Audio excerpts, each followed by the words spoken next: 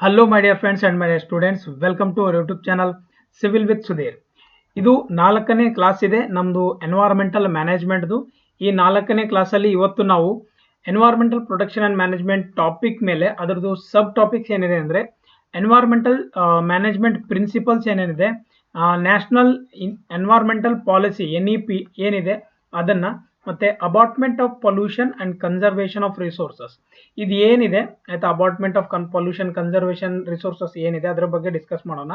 ಮತ್ತು charter on corporate responsibility for environmental protection, ಈ 4 important ಟಾಪಿಕ್ನ ಇವತ್ತಿನ ಈ ಒಂದು ವಿಡಿಯೋದಲ್ಲಿ ನಾವು ಡಿಸ್ಕಸ್ ಮಾಡೋಣ. ಚಾನಲ್ನ ಇನ್ನೂ ಯಾರು ದಯವಿಟ್ಟು ಸಬ್ಸ್ಕ್ರೈಬ್ ಮಾಡಿಲ್ಲ, ಚಾನಲ್ನ ಸಬ್ಸ್ಕ್ರೈಬ್ ಮಾಡಿ, ಮತ್ತು ಟೆಲಿಗ್ರಾಮ್ ಚಾನಲ್ಲು ಜಾಯ್ನ್ ಆಗಿ, ಲಿಂಕು ಡಿಸ್ಕ್ರಿಪ್ಷನ್ ಬಾಕ್ಸಲ್ಲಿದೆ. ಸರಿನಾ? ಬನ್ನಿ ಸ್ಟಾರ್ಟ್ ಮಾಡೋಣ ಇವತ್ತಿನ ಈ ಒಂದು ಕ್ಲಾಸ್ನ. ಸೊ ನಿಮ್ಗೆಲ್ಲರಿಗೂ ಗೊತ್ತಿದೆ, ಆದರೂ ನಾನು ಏನಂತಂದರೆ ತೋರಿಸ್ತೀನಿ ನಮ್ದು ಎಲ್ಲರಿಗೂ ಆಗಿದೆ ಇವಾಗ ಅಂತ. ಓಕೆ, ಒಂದು ನಿಮಿಷ. ಎಸ್, ಈಗ ಇಲ್ಲಿ ನೋಡ್ಬೋದು ನೀವು, ಇದು ಆಗಿದೆ ಎನ್ವೈರ್ಮೆಂಟ್ ಸ್ಟ್ಯಾಂಡರ್ಡ್ ಯೂನಿಕ್, ಇಲ್ಲಿವರೆಗೂ ಕಂಪ್ಲೀಟ್ ಆಗಿದೆ. ಓಕೆ, ಸೊ ಇದೂ ಆಗಿದೆ.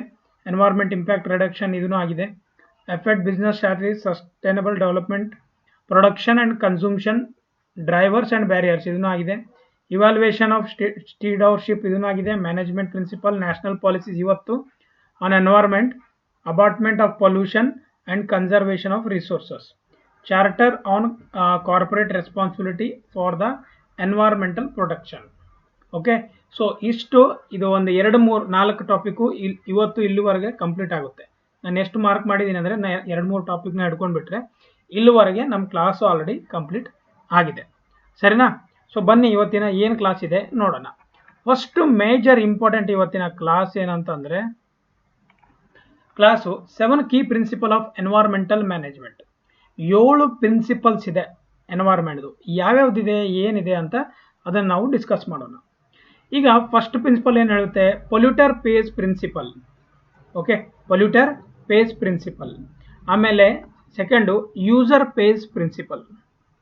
ಆಮೇಲೆ precautionary principle, principle of responsibility, principle of effectiveness and efficiency, and principle of proportionality. ಅದಾದಮೇಲೆ ಪ್ರಿನ್ಸಿಪಲ್ ಆಫ್ ಪಾರ್ಟಿಸಿಪೇಷನ್. ಗೊತ್ತಾಯ್ತಾ? ಈ 7 ಕೀ ಪ್ರಿನ್ಸಿಪಲ್ಸ್ ಇದೆ ಎನ್ವೈರ್ಮೆಂಟ್ ಮ್ಯಾನೇಜ್ಮೆಂಟ್ದು. ಒಂದೊಂದಾಗಿ ಬೇಗ ಫಾಸ್ಟಾಗಿ ಡಿಸ್ಕಸ್ ಮಾಡೋಣ. ಫಸ್ಟ್ ಏನಂದರೆ ಪೊಲ್ಯೂಟರ್ ಪೇಸ್ ಪ್ರಿನ್ಸಿಪಲ್. ಇಲ್ಲಿ ನೋಡಿ, name itself polluter pays principle ಅಂದರೆ ಯಾರು ಜನರೇಟ್ ಮಾಡ್ತಾರೆ ಪೊಲ್ಯೂಷನ್ನ ಮತ್ತು ಯಾರು ಮ್ಯಾನೇಜ್ ಮಾಡ್ತಾರೆ ಅವ್ರಿಬ್ಬರದು ಏನಂತಂದರೆ ಇದರೊಳಗಡೆ ಭಾಗಿ ಇರಬೇಕು. ಫಾರ್ ಎಕ್ಸಾಂಪಲ್, ಈಗ ಒಂದು ಕಂಪನಿ ಇದೆ, ಆ ಕಂಪನಿಯವ್ರು ಏನು ಮಾಡ್ತಾರೆ, ಪೊಲ್ಯೂಷನ್ ಕ್ರಿಯೇಟ್ ಆಗುತ್ತೆ ಅವ್ರು ಏನೋ ಒಂದು ಪ್ರೊಡಕ್ಷನ್ ಮಾಡೋದ್ರಿಂದ. ಅದ್ರದ್ದು ಏನೇ ಪೊಲ್ಯೂಷನ್ ಆಗುತ್ತೆ ಗೌರ್ಮೆಂಟ್ ಒಂದೇ ಅಷ್ಟೇ ಅಲ್ಲ, ಆ ಕಂಪನಿನೂ ಪೇ ಮಾಡಬೇಕು. ಪೊಲ್ಯೂಷನ್ ಏನಾದರೂ ಆದರೆ ಅದಕ್ಕೆ ಮಿಟಿಗೇಷನ್ ಮೆಜರ್ಸ್ ನಾವು ಏನು ತಗೋತೀವಲ್ಲ, ಇಬ್ಬರದು ಭಾಗಿ ಇರಬೇಕು. ಅಂದರೆ ನೀವು ಇಬ್ಬರು ಪಾರ್ಟಿಸಿಪೇಷನ್ ಮಾಡಬೇಕು. ಬನ್ನಿ ನೋಡೋಣ. So polluter pays principle ensure absolute liability for any damage or harm caused by the industry and the firms. ಇಂಡಸ್ಟ್ರಿಯಿಂದ ಏನೇನು ಡ್ಯಾಮೇಜ್ ಆಗುತ್ತೆ ಅದರಿಂದ ನಾವು ಮಿಟಿಗೇಟ್ ಮಾಡೋದು. It make the procedure for the compensation easy in an event where there victims affected. ಆಯ್ತಾ? Victims affected. Another important aspect of this among principle of environment management is that cost gets shared and it's easy to repair for the reduced damages. ಏನೇನು damage ಆಗಿರುತ್ತೆ ಎನ್ವೈರ್ಮೆಂಟ್ಗೆ ಅದನ್ನು share ಮಾಡಬೇಕು. ಬರೀ government ಅಷ್ಟೇ pay ಮಾಡೋದಲ್ಲ, ಅದನ್ನು ಆ ಕಂಪನಿನೇ ಪೇ ಮಾಡೋಕ್ಕೆ ಹಚ್ಚಬೇಕು. ಆವಾಗ ಒಂದು ಅವೇರ್ನೆಸ್ ಬರುತ್ತೆ ಕಂಪನಿಯವ್ರ ಹತ್ರನೂ, ಅವರು ರೆಸ್ಪಾನ್ಸಿಬಲ್ ಆಗಿ ಇರ್ತಾರೆ. ಗೊತ್ತಾಯ್ತಾ? ಸೊ ಇದು polluter pays principle. Second one ಏನಿದೆ, user pay principle. Right? User pay principle ಅಂದರೆ ಏನು ಗೊತ್ತಾ? ಈಗ ಯೂಸರ್ ಪೇ ಪ್ರಿನ್ಸಿಪಲ್ ಅಂದ್ರೆ ಏನು? UPP. So this principle has been derived from the polluter pays principle. ಆಯ್ತಾ? ಇದರಿಂದ ಯಾವುದರಿಂದ? ಟ್ರಿಪಲ್ ಪಿ ಇಂದ ತೊಗೊಂಡ್ಬಿಟ್ಟಿದ್ದಾರೆ. Which gives an responsibility to user for them to pay for any long run cost, ನೋಡಿ, or marginal environmental damage or a pollution. Polluter pays ಆಯ್ತಾ? ಅದಾದಮೇಲೆ ಯಾರು ಮಾಡ್ತಾ ಇದ್ದಾರೆ, ಆಯ್ತಾ, ಯಾರು ಮಾಡ್ತಾ ಇದ್ದಾರೆ ಮಾರ್ಜಿನಲ್ ಎನ್ವೈರ್ಮೆಂಟಲ್ ಡ್ಯಾಮೇಜ್ ಏನಾಗುತ್ತೆ ಅವ್ರ ಕಡೆಯಿಂದ, ಆಯ್ತಾ, ಯೂಸರ್ ಪೇಸ್ ಪ್ರಿನ್ಸಿಪಲ್ ಅವ್ರ ಕಡೆಯಿಂದ ದುಡ್ಡನ್ನ ತಗೊಳ್ಳೋದು. ಅಂದರೆ ಏನೇನು ಮಾರ್ಜಿನಲ್ ಎನ್ವೈರ್ಮೆಂಟ್ ಡ್ಯಾಮೇಜ್ ಆಗಿರುತ್ತೆ ಅದನ್ನು ಡಿವೈಡ್ ಮಾಡಿ ಎಷ್ಟು ಅವ್ರಿಗೆ ಬರುತ್ತೆ ಒಬ್ಬ ಕ್ಯಾಂಡಿಡೇಟ್ಗೆ, ಆ ಥರ ಏನಂತಂದರೆ ತಗೊಳ್ಬೇಕು. ಇದು ಯೂಸರ್ ಪೇಸ್ ಪ್ರಿನ್ಸಿಪಲ್. ಸೊ ಇದರಲ್ಲಿ ಏನೇನು ಇನ್ಕ್ಲೂಡ್ ಇರುತ್ತೆ, cost of utilising resources, services, treatment of services whenever the resources are consume and been used. Consume ಮಾಡಿದಾಗ ಯೂಸ್ ಮಾಡಿದಾಗ ಅವ್ರಿಗೆ ಒಂದು ಸ್ಮಾಲ್ ಚಾರ್ಜಸ್ ಹಚ್ಬಿಟ್ಟು ನಾವು ಅಲ್ಲಿಂದ ಕಲೆಕ್ಟ್ ಮಾಡ್ಬೋದು ಅಂತ ಹೇಳ್ತಾ ಇದ್ದಾರೆ, ರೈಟ್. ಇದು ಮಾಡ್ಬೋದು. For instance consumption of water which comes from rivers, each household is required to pay certain fee towards the services. ಗೊತ್ತಾಯ್ತಾ?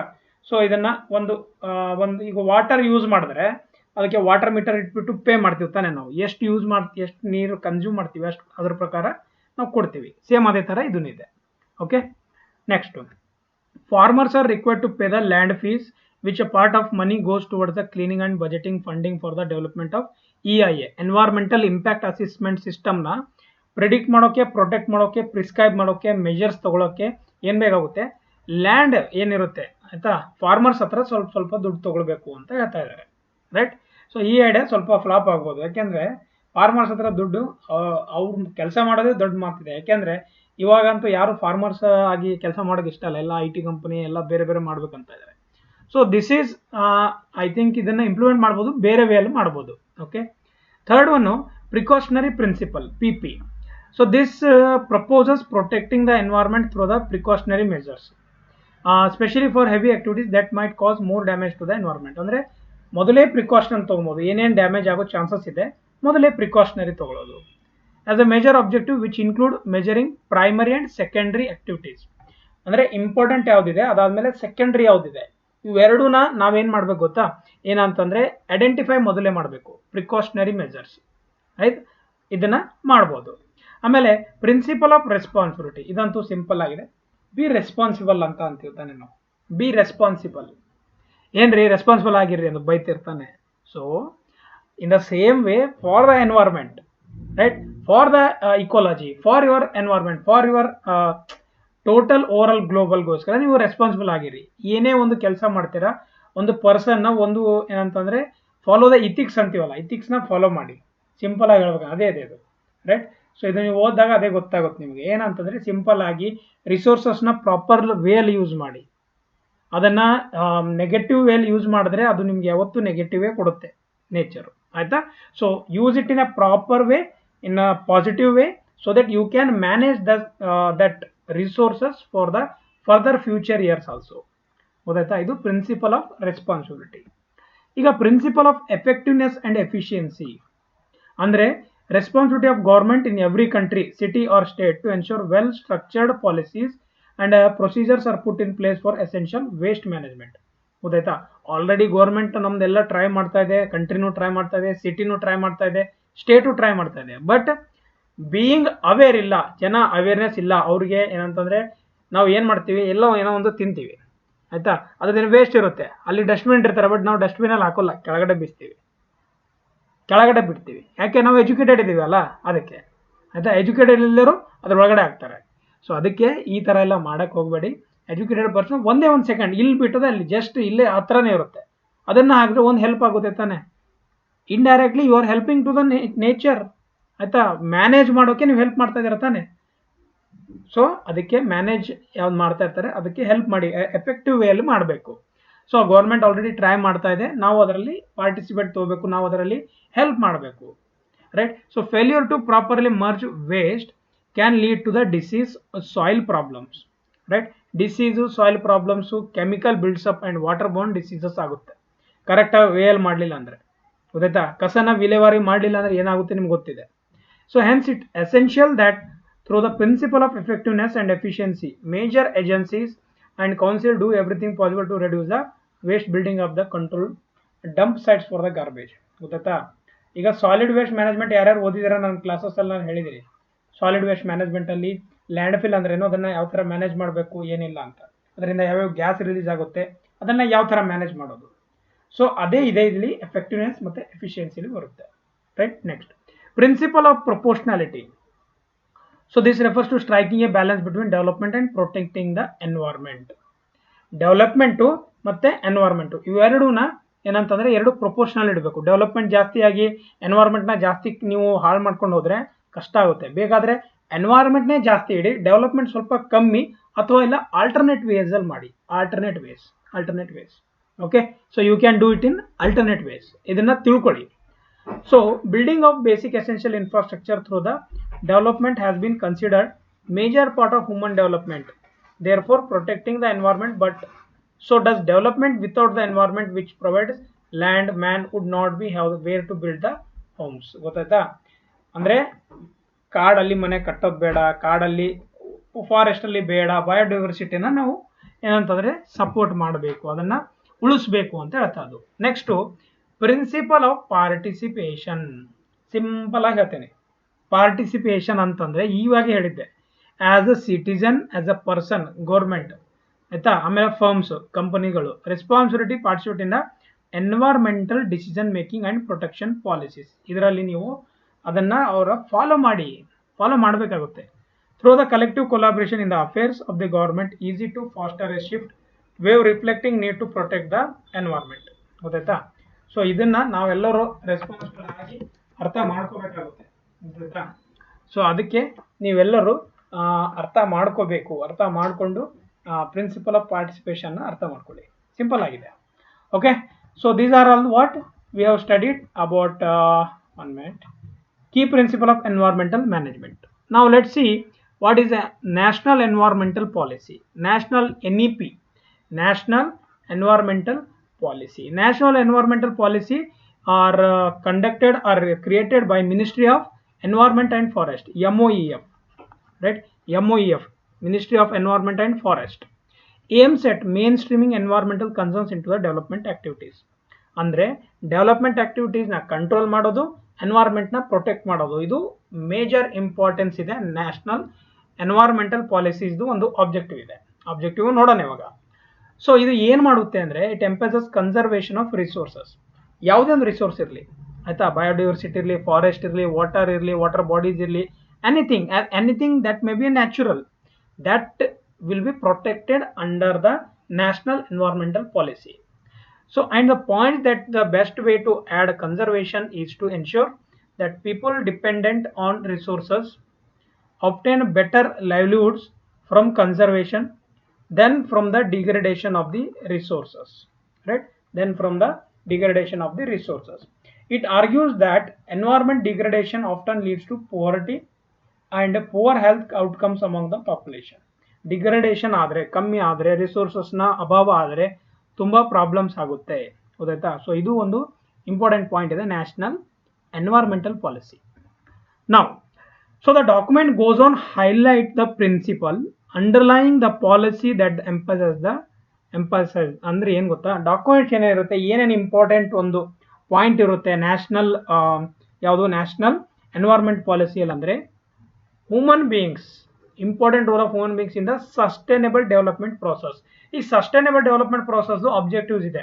ನೋ ಪೋವರ್ಟಿ, ನೋ ಏನಂತಂದ್ರೆ ಎಜುಕೇಶನ್ ಟು ಎವ್ರಿ ಒನ್ ಆಯ್ತಾ, ಟೆಕ್ನಾಲಜಿ ತುಂಬಾ ಜಾಸ್ತಿ ಆಗಬೇಕು, ಏನಂತಾರೆ ಇಕೋ ಫ್ರೆಂಡ್ಲಿ ಯೂಸ್ ಮಾಡಬೇಕು. These are all what there are I think 15+ goals are there for the sustainable development, right, goals. So ಅದರಲ್ಲಿ human beings ಏನಂತಂದ್ರೆ ನಾವು ಯೂಸ್ ಮಾಡಬೇಕು ಕರೆಕ್ಟ್ ಆಗಿ, ಅವಾಗ ನಾವೇನಂತಂದ್ರೆ ಇದನ್ನ ಅಚೀವ್ ಮಾಡಬಹುದು. The non negotiability and incomparable value of environmental resources, right? Negotiate ಮಾಡೋಕ್ಕಾಗೋದಿಲ್ಲ environment ಲಾಸ್ನ. ಆಮೇಲೆ ಕಂಪ್ಯಾರಿಸನು ಮಾಡೋಕ್ಕಾಗಲ್ಲ, ಇಷ್ಟೇ ಆಗಿದೆ ಏನಾಗೋದಿಲ್ಲ, ಅಷ್ಟೇ ಆಗಿದೆ ಏನಾಗೋದಿಲ್ಲ. 100 ಮರ ಕಡಿದ್ರೆ ನಾನು 1000 ಮರ ಹಚ್ತೀನಿ. ಆ 100 ಮರ ಕಡ್ದಾಗ ಇಕೋಲಜಿಕಲ್ ಇಂಬ್ಯಾಲೆನ್ಸ್ ಏನಾಗುತ್ತೆ, ಅದನ್ನ ಯಾರು ಕೊಡ್ತಾರೆ, ಅದನ್ನ ಯಾರು ಪೇ ಮಾಡ್ತೀರಾ? ಗಿಡ ಹಚ್ತೀರಾ, ಗಿಡ ಬೆಳೆಯೋಕೆ ಎಷ್ಟು ವರ್ಷ ಬೇಕು ಇನ್ನು, ಗೊತ್ತಾಯ್ತಾ? ಸೊ ಅದು ಇಂಪಾರ್ಟೆಂಟ್ ಇದೆ, ತಿಳ್ಕೊಳ್ಳಿ. Right to development for all, development ಎಲ್ಲರಿಗೂ ಬೇಕು, ಡೆವಲಪ್ಮೆಂಟ್ ಬೇಕಂತ ಅನ್ನಲ್ಲ. ಬಟ್ ಎನ್ವೈರ್ಮೆಂಟ್ನ ನಾವು ಏನಂತಂದ್ರೆ ಅದನ್ನ ಹಾಳು ಮಾಡ್ದಂಗೆ ಮಾಡಬೇಕು. ಅದು ಒಂದು ಬೆಸ್ಟ್ ಎಕ್ಸಾಂಪಲ್ ಅಂದ್ರೆ sustainable development. So equity in the use of environment resources and the need for the decentralise and multisectoral approach in dealing with the environmental issues, right? Environmental resources ಏನಾಗುತ್ತೆ ಅಂದ್ರೆ ಡಿಸೆಂಟ್ರಲೈಸ್ ಇರುತ್ತೆ, multisectoral approach ಇರುತ್ತೆ dealing with the environmental issues. So these are very important points. ನಾವು what are the object of policy include? National environmental policy NEP national environmental ಪಾಲಿಸಿದು objectives ಏನಿದೆ? First objective conservation ಅಂದ್ರೆ protect ಮಾಡೋದು of critical environmental resources. Critical ಅಂದರೆ ಗೊತ್ತಾ, last ಸ್ಟೇಜಲ್ಲಿ ಇರುತ್ತೆ. ಪ್ರಾಣಿಗಳು, ಪಕ್ಷಿಗಳು, ಕೆರೆಗಳು, ನದಿಗಳು ಆಯಿತಾ, ಯಾವ್ಯಾವುದು ತುಂಬ ಪೊಲ್ಯೂಟ್ ಆಗಿದೆ, ತುಂಬ ಡ್ಯಾಮೇಜ್ ಆಗಿದೆ, ಅದನ್ನು ನಾವು ಫಸ್ಟ್ ಪ್ರೊಟೆಕ್ಟ್ ಮಾಡಬೇಕು. ಇದು ನಮ್ಮ objective of this policy, right. NEP intra generational equity. Intra generational ಅಂದರೆ ನನ್ನ ಜನ್ರೇಷನಿಂದ ಮುಂದೆ ಜನ್ರೇಷನ್ವರೆಗೆ ನಾವು ಏನು ಕೊಡಬೇಕು, ನಾವು ಏನು ಕೊಡ್ತೀವಿ ಹೇಳಿ, ನಮ್ಮ ಜನ್ರೇಷನ್ ಮುಂದಿನ ಜನ್ರೇಷನ್ವರೆಗೆ ನಾವು ಕೊಡಬೇಕಾಗಿರೋದು ಒಳ್ಳೆ ಗಾಳಿ, ಒಳ್ಳೆ ನೀರು, ಒಳ್ಳೆ ಏನಂತಂದರೆ ಮಣ್ಣು ಆಯಿತಾ, ಒಳ್ಳೆ ಗಿಡ ಮರ, ಒಳ್ಳೆ ಪರಿಸರ ಕೊಡಬೇಕು. ಸಣ್ಣವರಿದ್ದಾಗ ಕಲಿಸ್ತಾ ಇದ್ರಿ, ಇಷ್ಟು ದೊಡ್ಡವರಾದ್ಮೇಲೆ ಮತ್ತೆ ಕಲಿಬೇಕಾಗ್ತಾ ಇದೆ. ನೇಚರ್ ರಿವರ್ಸ್ ಬರುತ್ತೆ ತಾನೆ, ಅದಕ್ಕೆ. So intra generational equity. Livelihood security for the poor ಆಯಿತಾ. ಲೈವ್ಲಿಹುಡ್ ಸೆಕ್ಯೂರಿಟಿ ಅಂತಂದರೆ ಯಾರು ಪೂರ್ ಇರ್ತಾರೆ ಅವರಿಗೆ ಒಂದು ಸೆಕ್ಯೂರಿಟಿ ಥರ, ಯಾಕೆಂದರೆ ಅವರು ನೇಚರ್ ಮೇಲೆ ಡಿಪೆಂಡ್ ಇರ್ತಾರೆ. ನೀರು ಅಕ್ಕಪಕ್ಕದಿರೋ ನೀರನ್ನ ತೊಗೊಂಡು ಬರ್ತಾರೆ. ಅದಾದಮೇಲೆ ಆಹಾರನ ನಿಯರ್ ಬೈ ಯಾರು ಕೊಡ್ತಾರೆ ಅವ್ರಿಂದ ತಗೋತಾರೆ. ಇರೋಕ್ಕೆ ಒಂದು ಸಣ್ಣ ಮನೆ ಮಾಡ್ಕೊಂಡಿರ್ತಾರೆ, ಈ ಥರ ಗೊತ್ತಾಯ್ತಾ. ಸೊ ಅವ್ರಿಗೂ ಒಂದು ಸೆಕ್ಯೂರಿಟಿ ಪರ್ಪಸ್ ಥರ ಈ ಥರ ಇರಬೇಕು, ಪಾಲಿಸಿಯಲ್ಲಿ ಇದೆ. ಸೊ ಇಂಟರ್ ಜನರೇಷನ್ ಇದು ಡಬಲ್ ಆಗಿಬಿಟ್ಟಿದೆ, ಸೇಮ್ ಆಗಿದೆ. So next integration of environmental concerns in economics and social development. Integration of environmental concerns ಏನೇನಿದೆ, ಪೊಲ್ಯೂಷನ್ ಇದೆ ಆಯಿತಾ, ಫ್ಯೂಚರ್ ಜನರೇಷನ್ಗೆ ಏನೇನು ಬೇಕು ಅದು ಇದೆ, ಆಮೇಲೆ ನಾವು ಪ್ರೆಸೆಂಟ್ ಏನು ಮಾಡ್ಬೋದು ಅದೆಲ್ಲ ನೋಡೋದೆ environmental concerns in economics and social development. Economical ವೇಯಲ್ಲಿ ನೋಡಬೇಕು, ಸೋಷಿಯಲ್ಲಿನೂ ನೋಡಬೇಕು, ಅದನ್ನು ಈ ಆಬ್ಜೆಕ್ಟಿವಲ್ಲಿ ಇದೆ. Efficiency in the environmental resource use ಆಯಿತಾ, ಎಫಿಷಿಯೆಂಟ್ ಆಗಿ ಎನ್ವೈರ್ಮೆಂಟ್ ರಿಸೋರ್ಸ್ನ ನಾವು ಯಾವ ಥರ ಯೂಸ್ ಮಾಡ್ಬೋದು ಅದನ್ನು ಒಂದು ಆಬ್ಜೆಕ್ಟಿವ್ ಇದೆ. ಎನ್ವೈರ್ಮೆಂಟಲ್ ಗವರ್ನೆನ್ಸ್, ಯಾವ ಥರ ನಾವು ಗವರ್ನ್ ಮಾಡ್ಬೋದು, ಯಾವ ಥರ ರೂಲ್ಸ್ ಆ್ಯಂಡ್ ರೆಗ್ಯುಲೇಷನ್ನ ನಾವು ಲೇ ಮಾಡ್ಬೋದು, ಅದನ್ನು ಫಾಲೋ ಮಾಡೋಕ್ಕೆ ಹೇಳಬೇಕಾಗುತ್ತೆ ಎಲ್ಲರಿಗೆ. Enhancement of resources and environmental conservation. Finally ನಮ್ದು ಏನಿರುತ್ತೆ, ಎನ್ವೈರ್ಮೆಂಟ್ನ ಪ್ರೊಟೆಕ್ಟ್ ಮಾಡೋದಿರುತ್ತೆ. ಎಲ್ಲ ಪಾಯಿಂಟು ಸೇಮ್ ಅನಿಸ್ಬೋದು, ಬಟ್ ಸೇಮ್ ಅಲ್ಲ, ಎಲ್ಲ ಡಿಫ್ರೆಂಟ್ ಇದೆ, ಗೊತ್ತಾಯ್ತಾ. ಓಕೆ, ನಾವು ಈಗ ನಿಮ್ಮ ಸ್ಕ್ರೀನ್ ಮೇಲೆ ಒಂದು ಏನು ಕಾಣಿಸ್ತಾ ಇದೆ ಅಂದರೆ, ಇಲ್ಲಿ ನ್ಯಾಷನಲ್ ಎನ್ವೈರ್ಮೆಂಟಲ್ ಪಾಲಿಸಿ ಅಂತ ಇದೆ. ಓಕೆ, ಸೊ ಅದಕ್ಕಿಂತ ಮುಂಚೆ ಇಲ್ಲಿ ನೋಡ್ಬೋದು ನೀವು, ಇಲ್ಲಿ ಏನಿದೆ ಗೊತ್ತಾ, ministry of environment and natural resources. ಇದು ಯಾವ್ದು ಮಿನಿಸ್ಟ್ರಿ ಇದೆ, ಇದು MENS, ministry of environment and natural resources. ಇದು MENR ಬರೋದು, MENR ಆಯಿತಾ, MENR, ministry of environment and natural resources ಇದೆ. ಸೊ ಇದರಲ್ಲಿ ಈಗ ಎನ್ವೈರ್ಮೆಂಟ್ ಕೇರ್ ಇನ್ ಎಕನಾಮಿಕ್ ಡೆವಲಪ್ಮೆಂಟ್ ಮತ್ತು ಸೌಂಡ್ ಮ್ಯಾನೇಜ್ಮೆಂಟ್ ಇಂದ ಆಫ್ ಎನ್ವೈರ್ಮೆಂಟಲ್ ರಿಸೋರ್ಸಸ್, ಎರಡು ಮೇಜರ್ ಪಾಯಿಂಟ್ ಇದೆ. ಮೇಲ್ಗಡೆ ಕಾಣಿಸ್ತಾ ಇದೆಯಾ, ಮೇಲ್ಗಡೆ ಎರಡು ಪಾಯಿಂಟ್ ಇದೆ, environment care in the economic development, sound management of environment resources. ಈಗ ಫಾರೆಸ್ಟ್ ಮತ್ತು ವೈಲ್ಡ್ ಲೈಫು ಅದನ್ನು ನ್ಯಾಷನಲ್ ಇದರಲ್ಲೇ ಬರುತ್ತೆ, ನ್ಯಾಷನಲ್ ಎನ್ವೈರ್ಮೆಂಟಲ್ ಪಾಲಿಸಿಯಲ್ಲೇ ಬರುತ್ತೆ. Agriculture, plantation, land development, mining, ಈ ಇದೇನು ಡಿಪಾರ್ಟ್ಮೆಂಟ್ ಇದೆಯಲ್ಲ ಅದನ್ನು ಈ ಪಾಲಿಸಿ ಒಳಗಡೆನೆ ಬರುತ್ತೆ, ಅವರು ಫಾಲೋ ಮಾಡಬೇಕು. ಫಿಶರೀಸ್ ಆ್ಯಂಡ್ ಕೋಸ್ಟಲ್ ಮರೈನ್ ಇವರು ಮಾಡಬೇಕು, ಇಂಡಸ್ಟ್ರಿ ಟೂರಿಸಮ್ ಅವರು ಮಾಡಬೇಕು, ಎನರ್ಜಿ ಆ್ಯಂಡ್ ಟ್ರಾನ್ಸ್ಪೋರ್ಟ್ ಅವರು ಮಾಡಬೇಕು, health and sanitation urban development ಅವರು ಮಾಡಬೇಕು, ಸಿವಿಲ್ ಸೊಸೈಟಿ ಅವರು ಮಾಡಬೇಕು, ರೈಟ್. ಆಮೇಲೆ ಇಲ್ಲಿ ಲ್ಯಾಂಡ್ ಅಂತಂದರೆ ಮಿನಿಸ್ಟ್ರಿ ಆಫ್ ಲ್ಯಾಂಡ್ ಬರುತ್ತೆ, ಯಾವುದು ಇದು ಡಿಪಾರ್ಟ್ಮೆಂಟ್, ಇದು ಮಿನಿಸ್ಟ್ರಿ. ವಾಟರ್ಗೆ ministry of inland and water management ಇದು ಬರುತ್ತೆ, ಕಾಣಿಸ್ಲಿಲ್ಲ ಬರುತ್ತೀವಿ, MIWM, ministry of inland water management, MIWM water ಇದ್ದರೆ. ಅಟ್ಮಾಸ್ಫಿಯರ್ ಇದ್ದರೆ MENR, ಹೀಗೆ ಬರೆದಿದ್ದೀನಿ, ministry of environment and natural resources. Biodiversity ಅಂದರೆ MENR, ಇದನ್ನು ಅದೇ ಬರುತ್ತೆ. ಸೊ ಇವೆಲ್ಲ ಏನು ಹೇಳ್ತಾ ಇದೆ ಅಂತಂದರೆ, ಇವೆಲ್ಲ ಡಿಪಾರ್ಟ್ಮೆಂಟು, ಇದೆಲ್ಲ ಪಾಯಿಂಟು ಈ ನ್ಯಾಷನಲ್ ಎನ್ವೈರ್ಮೆಂಟಲ್ ಪಾಲಿಸಿ ಒಳಗಡೆಯಿಂದ ಫಿಲ್ಟರ್ ಆಗಬೇಕು, ಅವ್ರು ಫಾಲೋ ಮಾಡಬೇಕು, ಆವಾಗ ಎಕ್ಸ್ಪೆಕ್ಟೆಡ್ ಔಟ್ಕಮ್ಸ್ ಏನಿದೆ ಅದು ಬರುತ್ತೆ ಅಂತಾನೆ ಹೇಳ್ತಾ ಇರೋದು, ಗೊತ್ತಾಯ್ತಾ. ಸಿಂಪಲ್ ವೇ ಅಲ್ಲಿ ಹೇಳಿದ್ದೀನಿ. Done. So if you want you can take the screenshot of this one. Okay, ನಾವು let's move to the next topic. Next topic is abatement measures of pollution and conservation of the resources.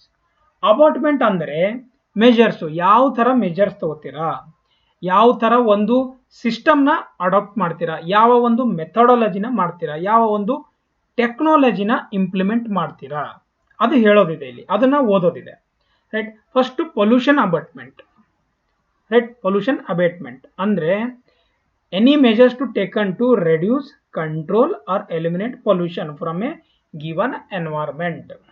ಗೊತ್ತಾಯ್ತಾ? ಚೆನ್ನಾಗಿ ಅನಿಸ್ತಿದೆ ಕಲಿಸೋಕೆ, ಚೆನ್ನಾಗಿ ಏನಂತ ನನಗಂತೂ interest ಬರ್ತಾ ಇದೆ, ತುಂಬ ಇಂಟ್ರೆಸ್ಟ್ ಇದೆ, ತುಂಬ ಇಂಟ್ರೆಸ್ಟಿಂಗ್ ಸಬ್ಜೆಕ್ಟ್. ಓಕೆ, ನೀವೆಲ್ಲರೂ ಎಂಜಾಯ್ ಮಾಡ್ತಿದ್ದೀರ ತಾನೆ ನನ್ನ ಕ್ಲಾಸು, ರೈಟ್? ಮಾಡಬೇಕು, ಜೀವನ ಇದೆ, ಎಲ್ಲ ಓದಬೇಕು ಆಯ್ತಾ? ಓದ್ರೇನೆ ನಿಮ್ಗೆ ಅರ್ಥ ಆಗುತ್ತೆ ಜೀವನ ಏನಿದೆ ಅಂತ, ಇಲ್ಲ ಅಂದರೆ ಅಲ್ಲ. ಎಕ್ಸ್ಪೀರಿಯನ್ಸಸ್ ಆಯ್ತಾ? ಟಾಪಿಕ್ಗೆ ಬರೋಣ.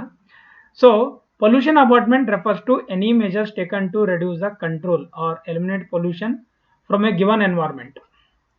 ಒಂದು ಕಂಟ್ರೋಲ್ ಮೆಜರ್ಸ್ ಏನೇನಿದೆ, ಎಲಿಮಿನೇಟ್ ಯಾವ ಥರ ಪೊಲ್ಯೂಷನ್ನ ಮಾಡ್ಬೋದು ಆಯಿತಾ, ಮತ್ತು ಎನ್ವೈರ್ಮೆಂಟ್ನ, ಅದು ನಾವು ಇಲ್ಲಿ ಸ್ಟಡಿ ಮಾಡಬೇಕು. ಅದು ಏನಿರುತ್ತೆ ಅಬಾಟ್ಮೆಂಟ್ ಮೆಜರ್ಸ್ ಅಂದರೆ? ಟೆಕ್ನಾಲಜಿಕಲ್ ಇರ್ಬೋದು, like catalytic converters or vehicle to reduce air pollution ಇರ್ಬೋದು, or may be regulatory body ಇರ್ಬೋದು, or laws limiting the amount of solid waste sewage management, ಇವೆಲ್ಲ ಇರ್ಬೋದು. ಗೊತ್ತಾಯ್ತಾ? ಅದನ್ನೇ ನಾವು ಅಬೈಟ್ಮೆಂಟ್ ಅಂತೀವಿ. ಅಬೈಟ್ಮೆಂಟ್ ಗೊತ್ತಾಯ್ತಾ?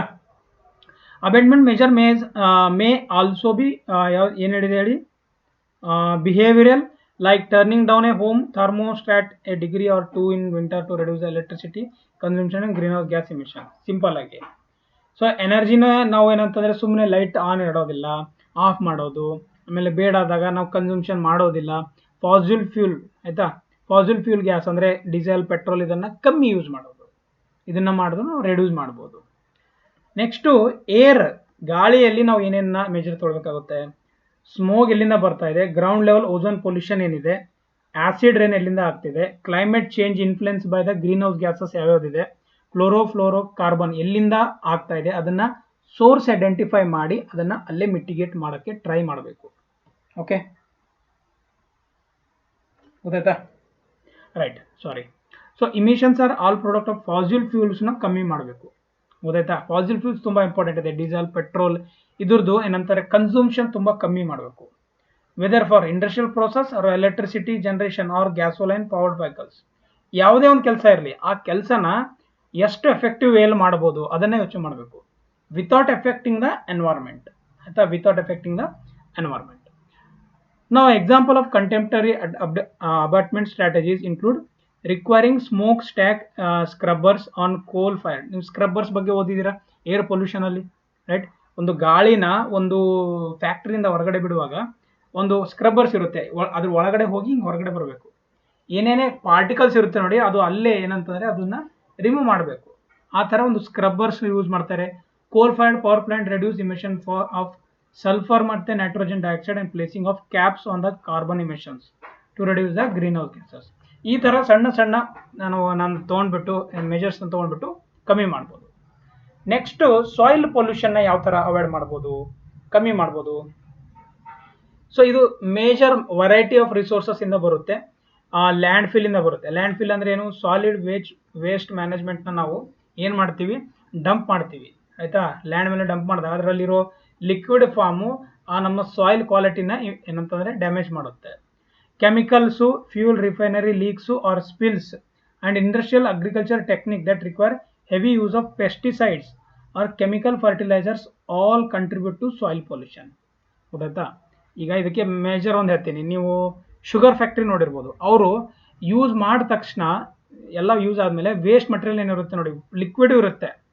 ಸೊ ನೀವು ಫ್ಯಾಕ್ಟ್ರಿ ಪಕ್ಕ ಹೋದಾಗ ಸ್ಮೆಲ್ ಬರುತ್ತೆ. ಯಾಕೆಂದರೆ ಅವರು ವೇಸ್ಟ್ ಪ್ರಾಡಕ್ಟ್ನ ನಿಯರ್ ಬೈ ಲ್ಯಾಂಡಲ್ಲಿ ಏನಂತಂದರೆ ಅದನ್ನು ಡಿಸ್ಚಾರ್ಜ್ ಮಾಡಿರ್ತಾರೆ. ಗೊತ್ತಾಯ್ತಾ? ಡಿಸ್ಚಾರ್ಜ್ ಮಾಡಿದಾಗ ಅಲ್ಲಿ ಏನಿರುತ್ತೆ ಅದರಲ್ಲಿ ಸಾಲಿಡ್ ಪ್ಲಸ್ ವಾಟರ್, ಅದನ್ನು ನೀವು ಸ್ಲಜ್ ಅಂತ ಅಂತೀವಿ ತಾನೆ ನಾವು. ಎಲ್ಲ ವಾಟರು ಅದೇನಾಗುತ್ತೆ ಪರ್ಕ್ಯುಲೇಟ್ ಆಗಿಬಿಡುತ್ತೆ ಕೆಳಗಡೆ ಸ್ವಲ್ಪ ದಿವಸ ಆದಮೇಲೆ. ಆ ವಾಟರಲ್ಲಿ ಏನೇನು ಕಂಟೆಂಟ್ ಇರುತ್ತೆ, ಅದು ಕೆಳಗಡೆ ಏನೇನು ಹೋಗುತ್ತೆ ಯಾರಿಗೆ ಗೊತ್ತು? ಗೊತ್ತಾಯ್ತಾ? ಸೊ ಅದಕ್ಕೆ ತುಂಬ ಡೇಂಜರ್ ಇದೆ ಸಾಯಿಲ್ಗೆ.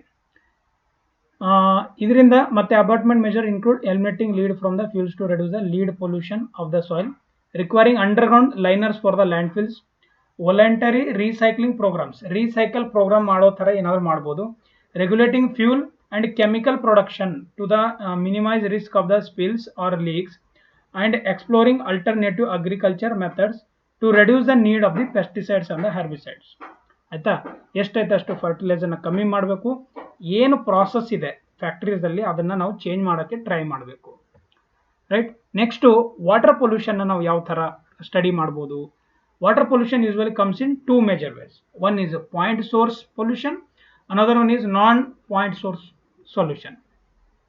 ಪಾಯಿಂಟ್ ಸೋರ್ಸ್ ಸೊಲ್ಯೂಷನ್ ಅಂತಂದ್ರೆ ಯಾವ ಒಂದು ಪಾಯಿಂಟು ಅಂದ್ರೆ ಯಾವ ಒಂದು ಮೇಜರ್ ಸೋರ್ಸ್ ಅಲ್ಲಿ ಅದು ಪೊಲ್ಯೂಟ್ ಆಗ್ತಾ ಇದೆ, ಈಗ ಫ್ಯಾಕ್ಟ್ರಿ ಹೊರಗಡೆಯಿಂದ ಬರುವಾಗ ಅಲ್ಲ ಆಗ್ತಾ ಇದೆ, ಅಲ್ಲೇ ಅದನ್ನ ಟ್ರೀಟ್ಮೆಂಟ್ ಮಾಡೋಕೆ ಟ್ರೈ ಮಾಡಬೇಕು. 99% ಗೊತ್ತಾಯ್ತಾ, ಅಲ್ಲೇ ಮಾಡಬೇಕು. 100 ಮಾಡಿದ್ರೂ ಪರವಾಗಿಲ್ಲ, I am very happy, right? So point source includes specific release of pollutants into the waterways. Waterways is nothing but rivers, lakes, anything. So like industrial effluents or untreated sewage. Untreated sewage ಏನಿದೆ ಅದನ್ನ ನೀವು industrial ಅಲ್ಲಿ industries ಇಂದ ಬಂದ direct ಆಗಿ water way ಮಾಡಿದ್ರೆ ಏನೇನು effect ಆಗುತ್ತೆ ಎಲ್ಲರಿಗೂ ಗೊತ್ತಿದೆ. ಏನೇನು ಎಫೆಕ್ಟ್ ಆಗುತ್ತೆ, ಪೊಲ್ಯೂಟ್ ಆಗುತ್ತೆ, ಡಿಒ ಕಮ್ಮಿ ಆಗುತ್ತೆ, pH ಇನ್ಕ್ರೀಸ್ ಆಗುತ್ತೆ, ಹೀಟ್ ಜಾಸ್ತಿ ಆಗುತ್ತೆ, ಆಯ್ತಾ, ಮರೈನ್ ವಾಟರ್ ಸ್ಟ್ರಕ್ಚರ್ಸ್ ಮೇಲೆ ಎಫೆಕ್ಟ್ ಆಗುತ್ತೆ, ಇವೆಲ್ಲ ಪಾಯಿಂಟ್ ಇರುತ್ತೆ, right? Non-point sources are not locally specific and include pollution from the storm water runoff. Storm water runoff ಗೊತ್ತಾ? ಸ್ಟಾರ್ಮ್ ವಾಟರ್ ರನ್ ಆಫ್ ಅಂದ್ರೆ ಮಳೆ ನೀರೇನು ಬರುತ್ತೆ ನೋಡಿ, ಆ ಮಳೆ ನೀರಿಂದ, right? In urban areas and pollutant leaching from contaminated soil. ಇದಕ್ಕೆ best example ಬೆಂಗಳೂರಲ್ಲಿ ಮಳೆ ಬಂದಿತ್ತು. ಬೆಂಗಳೂರಲ್ಲೇ ಅಲ್ಲ, ಎಲ್ಲ ಸಿಟಿಯಲ್ಲಿ ಬರುತ್ತೆ, ಮುಂಬೈಲಿ ಬರುತ್ತೆ, ಆಯ್ತಾ, ಕೋಸ್ಟಲಲ್ಲೂ ಬರ್ತಾ ಇರುತ್ತೆ. ಏನಂತಂದ್ರೆ ಸ್ಟಾರ್ಮ್ ವಾಟರ್ ರನ್ ಆಫ್ ಇದು ಒಂದು ನಾನ್ ಪಾಯಿಂಟ್ ಸೋರ್ಸ್ ಆಫ್ ಏನಂತಂದ್ರೆ ಪೊಲ್ಯೂಷನ್ ಆಗುತ್ತೆ ಇದರಿಂದ. ಸೊ ಇಲ್ಲಿ ಏನು ಮಾಡಬೇಕು ಅಂತಂದ್ರೆ ನೀವು ಸೋರ್ಸ್ ಯಾವ ಪಾಯಿಂಟ್ ಇದೆ ಅದನ್ನ ಐಡೆಂಟಿಫೈ ಮಾಡಿದ್ರೆ ಬೆಟರ್ ರಿಸಲ್ಟ್ಸ್ಗೋಸ್ಕರ, ಗೊತ್ತಾಯ್ತಾ? ಓಕೆ, ಇನ್ನೊಂದು ಎನರ್ಜಿ ಕನ್ಸರ್ವೇಷನ್ ಯಾವ ಥರ ಮಾಡ್ಬೋದು, ಎನರ್ಜಿನ ನಾವು ಯಾವ ಥರ ಸೇವ್ ಮಾಡ್ಬೋದು ಅದನ್ನು ನೋಡ್ಬೋದು. Another basic but important pollution abatement strategy include many call reducing your carbon footprint. Carbon footprint ಅಂದರೆ ಕಾರ್ಬನ್ ಡೈಆಕ್ಸೈಡ್ ಯಾವ್ಯಾವ್ದು ರಿಲೀಸ್ ಮಾಡುತ್ತೆ, ಗ್ರೀನ್ ಹೌಸ್ ಗ್ಯಾಸಸ್ ಯಾವುದು ರಿಲೀಸ್ ಮಾಡುತ್ತೆ ಆ ಒಂದು ಗ್ಯಾಸಸ್ನ ರಿಲೀಸ್ ಆಗ್ದಂಗೆ ನಾವು ನೋಡ್ಕೋಬೇಕು. Using fewer resources and less energy and reduce pollution impacts on the larger scale, ಗೊತ್ತಾಯ್ತಾ? Example, using cleaner burning fuels and renewable resources of energy like solar and wind power, ಗೊತ್ತಾಯ್ತಾ? Solar use ಮಾಡಿ, wind power use ಮಾಡಿ. ನಮ್ಮ ಇಂಡಿಯಾದಲ್ಲಿ ಇನ್ನೂ adapt ಆಗಿಲ್ಲ, ಆಯ್ತಾ? ಯಾಕೆಂತಂದ್ರೆ ನಮ್ದು ಜನದ ಮೈಂಡ್ ಸೆಟ್ ಇನ್ನೂ ಪ್ರಿಪೇರ್ ಆಗಿಲ್ಲ. ರಿನ್ಯೂವೇಬಲ್ ರಿಸೋರ್ಸಸ್ ಯೂಸ್ ಮಾಡಬೇಕು, ಪವರ್ನ ಯೂಸ್ ಮಾಡಬಾರ್ದು, ಅದನ್ನ ಅಡಾಪ್ಟ್ ಮಾಡ್ಕೋಬೇಕು, ಯಾಕಂದ್ರೆ ಇದೇ ಫ್ಯೂಚರ್ ಇದೆ, ಇದು ಗೊತ್ತಾಗೋದಿಲ್ಲ ಇನ್ನು. ಸೊ ಎಲ್ಲಿ ಮಾಸ್ ಅಡಾಪ್ಟಬಿಲಿಟಿ ಆಗುತ್ತೆ, ಗೌರ್ಮೆಂಟ್ ಪ್ರೆಷರೈಸ್ ಮಾಡಿಸುತ್ತೆ, ಅವಾಗ ಮಾಡ್ಬೋದು, ಗೊತ್ತಾಯ್ತಾ? ಬಟ್ ಇನ್ನು ಬೆಂಗಳೂರು ಸೈಡ್ ಎಲ್ಲ, ಆಯ್ತಾ, ಮೇಜರ್ ಮೆಟ್ರೋಸಲ್ಲೆಲ್ಲ ಆಲ್ಮೋಸ್ಟ್ ಎಲ್ಲ ಇಂಪ್ಲಿಮೆಂಟ್ ಆಗುತ್ತೆ, ಮಾಡಲೇಬೇಕು ಅಂತ ಇದೆ ರೂಲ್ಸು, ಗೊತ್ತಾಯ್ತಾ? So using public transportation or carpooling, recycling and reusing paper, plastic and metals, insulating your home to make it more energy efficient. ಗೊತ್ತಾ? ಎನರ್ಜಿ ಎಫಿಷಿಯೆಂಟು ರೀಸೈಕಲ್ ಮಾಡೋದನ್ನ ತಡೀರಿ. ನಾನಂತೂ ಟ್ರೈ ಮಾಡ್ತೀನಿ, ವೇಸ್ಟ್ ಏನೇ ಪ್ರಾಡಕ್ಟ್ ಇರುತ್ತೆ ನೋಡಿ ಅದನ್ನ ಅಥವಾ ಯೂಸ್ ಮಾಡ್ತೀನಿ, ಇಲ್ಲ ಗುಜರಿಗೆ ಹಾಕ್ಬಿಡ್ಬೇಕು, ಅವರು ರೀಸೈಕಲ್ ಮಾಡ್ಕೋತಾರೆ, ಸುಮ್ಮನೆ ಕಸದಲ್ಲಿ ಹಾಕೋದಲ್ಲ, right? I am following, okay, don't worry. Installing energy efficient appliances, right? Installing energy efficient appliances. Energy efficient ಅಂದ್ರೆ ಎನರ್ಜಿ ಯಾವ್ದು ಜಾಸ್ತಿ ಕನ್ಸ್ಯೂಮ್ ಮಾಡುತ್ತೆ. ಇದು ಕಲಿಬೇಕಂದ್ರೆ ಬಿಲ್ಡಿಂಗ್ ಎನರ್ಜಿ ಅಂತ ಒಂದು ಸಬ್ಜೆಕ್ಟ್ ಇದೆ, ಬಿಲ್ಡಿಂಗ್ ಎನರ್ಜಿ ಅಂತ. ಇದರಲ್ಲಿ ಎಲ್ಲ ಇದೆ. ಈ ಬುಕ್ನ ನೀವು ರೆಫರ್ ಮಾಡಿದ್ರೆ ನಿಮ್ಗೆ ಎಲ್ಲ ನಾಲೆಜ್ ಬರುತ್ತೆ ಎನರ್ಜಿ ಬಗ್ಗೆ. ಎಷ್ಟು ದಪ್ಪ ಬುಕ್ ಇದೆ, ನಾನು ಓದಿದ್ದೀನಿ, ನೀವು ಬೇಕಾದ್ರೆ ಓದ್ಕೊಳ್ಳಿ. So buying locally product goods to reduce the need for the shipping product over long distances. ಗೊತ್ತಿದೆ, ಆನ್ಲೈನ್, ನಾವು ಒಂದು ಆನ್ಲೈನ್ ಪ್ರಾಡಕ್ಟ್ ನಾನು ಏನಂತಂದ್ರೆ ಏನಂತೀವಿ, ಆರ್ಡರ್ ಮಾಡಿದ್ರೆ ಅದು ಎಲ್ಲಿಂದ ದಿಲ್ಲಿ ಮುಂಬೈಯಿಂದ ಬರುತ್ತೆ. ಸೊ ಆ ಮಾಡೋಕ್ಕಲ್ಲ, ಎಲ್ಲಿ ಲೋಕಲ್ ಇರುತ್ತೆ ಅಲ್ಲಿಂದ ಬಾಯ್ ಮಾಡಿದ್ರೆ ಬೆಟರ್ ಅಂತ ಹೇಳ್ತಾ ಇರೋದು. And the last topic of today is charter on corporate responsibility for the environmental protection, ಗೊತ್ತಾಯ್ತಾ? CREP ಅಂತಾರೆ ಇದಕ್ಕೆ, ಇಲ್ಲಿ ಬರಿತೀನಿ, CREP. ಕರೆಕ್ಟ್ ಫುಲ್ ಫಾರ್ಮ್ ಕೇಳ್ಬೋದು ನಿಮ್ಗೆ ಎಕ್ಸಾಮ್ ಅಲ್ಲಿ, right? Corporate responsibility for environmental protection, CREP. ಇದು ಏನ್ ಮಾಡುತ್ತೆ ಗೊತ್ತಾ? ಇದು ಯಾವ್ದ್ರ ಅಂಡರ್ ಬರುತ್ತೆ? Ministry of environment and forest, MOEF, right? ಏನು ಹೇಳುತ್ತೆ ಅಂದ್ರೆ corporate responsibility for the environmental protection, CREP, in March 2003 ಅಲ್ಲಿ ಲಾಂಚ್ ಆಗಿದೆ. ಇದು ಏನ್ ಪರ್ಪಸ್ ಇದೆ ಅಂದ್ರೆ to go beyond the compliance of the regulatory norms for the prevention and control of the pollution ನ ಕಂಟ್ರೋಲ್ ಮಾಡೋದು through various measures including waste minimization, in plant process control and adoption of the clean technologies, ಗೊತ್ತಾಯ್ತಾ? ಏನೇನು ಮಾಡೋದಿರುತ್ತೆ, ಏನೇನು minimization, ಯಾವುದು waste minimization, in plant process control, adoption of clean technology, ಈ ಎಲ್ಲ ಮೇಜರ್ಸ್ನೇ ನಾವೇನಂತೀವಿ corporate responsibility for environmental protection ಇದನ್ನು ಅನ್ಬೋದು. ಸೊ ಇದನ್ನು ಏನು ಮಾಡ್ತಾರೆ, ಟಾರ್ಗೆಟ್ ಸೆಟ್ ಮಾಡ್ತಾರೆ, right. Water, energy, recovery chemicals, reduction in pollution, elimination of toxic pollutants, process and management of residues that are required to be disposed of in the environments in a sound manner, ಅಂದರೆ correct way ಅಲ್ಲಿ ನೀವು dispose off ಮಾಡಬೇಕು. ಇದು CREP ಅದು ಹೇಳುತ್ತೆ. So charter enlist the action points for the pollution control for various categories of highly polluting industries. ಗೊತ್ತಾಯ್ತಾ, highly polluting industries ಯಾವ್ದಿರುತ್ತೆ ಅದನ್ನು ಇವ್ರು ಏನಂತಂದರೆ ನೋಡಬೇಕಾಗುತ್ತೆ, right. Next the task force were constituted. This is very important. Task force ಅಂದರೆ ಏನು task force ಅಂದರೆ ಏನು ಗೊತ್ತಾ, ಈಗ ಒಂದು ಟ್ಯಾನರಿ ಇಂಡಸ್ಟ್ರಿ ಇದೆ ಅಥವಾ ಪೇಪರ್ ಇಂಡಸ್ಟ್ರಿ ಇದೆ. Like for example, there is a paper industry. In that paper industry, from beginning to end, what is the process where the waste will be generated and how you are implementing, how the government is implementing the different steps, right? Different mitigation steps, different measures to take that waste should not generate and it should not come outside of that factory. ಗೊತ್ತಾಗ್ತಿದೆಯಾ? So ಇದನ್ನ ಅರ್ಥ ಮಾಡ್ಕೊಳ್ಳಿ. Task force. So task force were constituted for the monitoring the progress of implementation of CREP, right. Corporate responsibility for environmental protection, recommendation, action points. ಗೊತ್ತಾಯ್ತಾ? So ಇದು charter for the corporate responsibility, CREP ಅಂತ ಅಂತೀವಿ, right. So I hope ಇವತ್ತಿನ class ನಿಮಗೆ ಅರ್ಥ ಆಗಿದೆ. ಯಾವುದೇ ಥರ ಡೌಟ್ ಇದ್ದರೆ ಕೆಳಗಡೆ ಕಮೆಂಟ್ ಬಾಕ್ಸಲ್ಲಿ ಕಮೆಂಟ್ ಮಾಡಿ ಅಂತ ಹೇಳ್ತಾ ಈ ಕ್ಲಾಸ್ನ ಇಲ್ಲೇ ಮುಗಿಸ್ತಾ ಇದ್ದೀನಿ. ಕ್ಲಾಸ್ ಚೆನ್ನಾಗಿ ಅನಿಸಿದ್ರೆ ಒಂದು ಕಮೆಂಟ್ ಮಾಡಿ ಅಂತ ಹೇಳ್ತಾ ಎಲ್ಲರಿಗೂ ಶೇರ್ ಮಾಡಿ, right. Thank you so much. Have a nice day. We will meet in the next class. Thank you.